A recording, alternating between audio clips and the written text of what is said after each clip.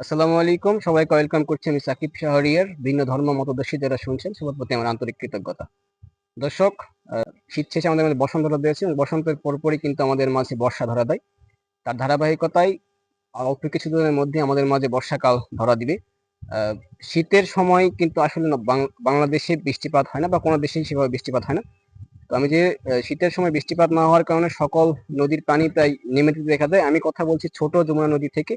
ছোট যমুনা নদীর পানি কিন্তু একদমই নেমে গিয়েছিল, অর্থাৎ আমি পানিতেই বর্তমানে দাঁড়িয়ে রয়েছি। শীতের পরপর অর্থাৎ শীতকাল যখন শেষ হয়ে গেছে সেই সময়টাতে নদীতে পানি একদমই কমে গিয়েছিল এবং নদীর তলা বের হয়ে গিয়েছিল।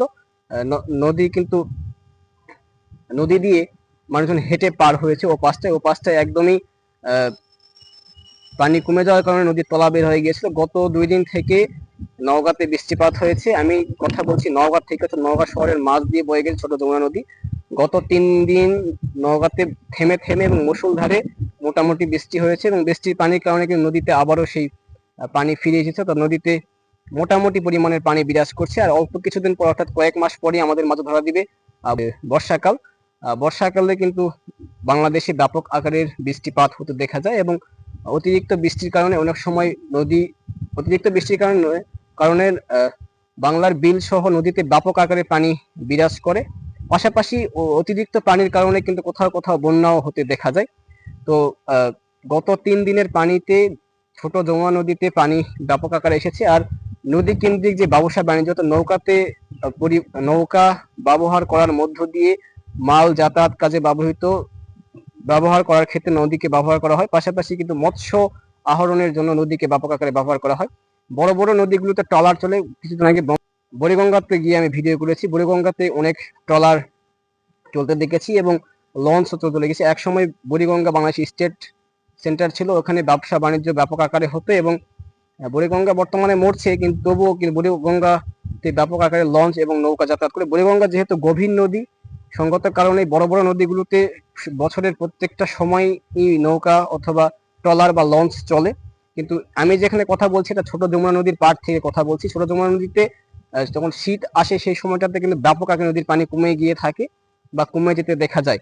আর সঙ্গত কারণেই নদীতে একদমই হাঁটু জল পরিমাণ পানি বিরাজ করে এবং হেঁটেই নদীর এপার থেকে ওপার পার হওয়া যায়। কিন্তু বর্তমান সময়ে বর্ষা আসতেছে এবং বর্ষা আসলেই নদীতে ব্যাপক আকারে পানি বিরাজ করবে এবং নদী কেন্দ্রিক ব্যবসা বাণিজ্য পাশাপাশি মৎস্য আহরণ আবার শুরু হবে।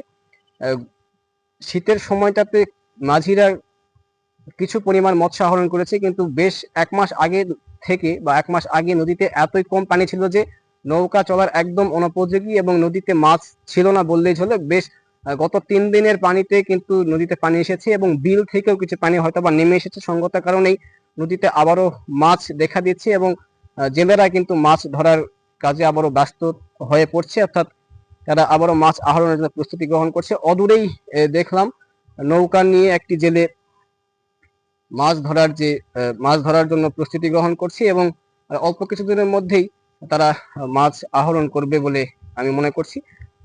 তো ও পাশটায় আমি যাব এবং দেখানোর চেষ্টা করব যে তারা মাছ আহরণের জন্য কি প্ল্যান্ট তারা তৈরি করছে এবং নদীর ধারে ওটাকে কি বলে আমি বলতে পারছি না জেলেদের ভাষায়, তারা মাছ ধরার জন্য বাঁশ দিয়ে একটি খাঁচার মতো করে এবং ওখানে নেট তৈরি করে ওখান থেকে মাছ আহরণ করে। পাশাপাশি নৌকাতে তারা জাল নিয়ে ঘোরে এবং যেখানে মাছ দেখতে পায় সেখানে কিন্তু তারা জাল দিয়ে মাছ আহরণের চেষ্টা করে। দর্শক, আমি যেখানে কথা বলছিলাম সেখান থেকে একটু দূরেই দুজন মাঝি মিলে মাছ ধরার প্ল্যান্ট তারা তৈরি করছেন, অর্থাৎ এটার মাধ্যমেই তারা মাছ আহরণ করবেন আগামীকাল থেকে এই নদীতে। অর্থাৎ এটাকে তারা তাদের মাঝিদের ভাষায় এটাকে খাও বলছেন। যেই ইয়েটা দেখছেন, লম্বা যে দুটা বাঁশ দেখছেন, এই বাঁশের মাঝে তারা নেট লাগানো অর্থাৎ জাল লাগাবেন এবং এটাই মাটিতে পানির মধ্যে একদম ডুবে দিবেন এবং কিছুক্ষণ পর উঠাবেন এবং জালে যদি মাছ আসে সেই মাছটা তারা ধরে নেওয়ার চেষ্টা করবেন, যার কারণে এটা বানাচ্ছে। তো এটি এর আগেও এখানে এটার মধ্য দিয়ে অর্থাৎ খাওয়ের মধ্য দিয়ে মাছ আহরণ করেছেন জেলেরা। কিন্তু যেটা বললাম যে গত 1 থেকে 1.5 মাস যাবত নদীতে কোনো পানি ছিল না। সঙ্গত কারণে কিন্তু এটার কার্যক্রম বন্ধ ছিল। গত 3 দিনের বৃষ্টিপাতের কারণে নদীতে ব্যাপক পানি এসেছে। সঙ্গত কারণে কিন্তু আবারও এই খাও তৈরি করার ক্ষেত্রে বা তৈরি করার জন্য তৈরি করার জন্য কাজে নিয়োজিত হয়েছেন এবং খাল তৈরি করার কাজ তারা চালিয়ে যাচ্ছেন। তাদের সঙ্গে কথা বলে জানার চেষ্টা করলাম যে আগামীকাল থেকে তারা মাছ আহরণ করবেন। এটার পাশাপাশি এটা দিয়েও তারা মাছ আহরণ করেন, পাশাপাশি নৌকাতে জাল থাকে এবং এই জাল দিয়েও কিন্তু নদীর মাঝখানে জাল ফেলার মধ্য দিয়ে বা খাও মারার মধ্য দিয়ে কিন্তু মাছ আহরণ করে থাকেন। তো এটি তুলে ধরার মতো ছিল ছোট যমুনা নদীর পাড় থেকে আমার কাছে। ভিডিওটি দেখার জন্য সকলকে অসংখ্য ধন্যবাদ।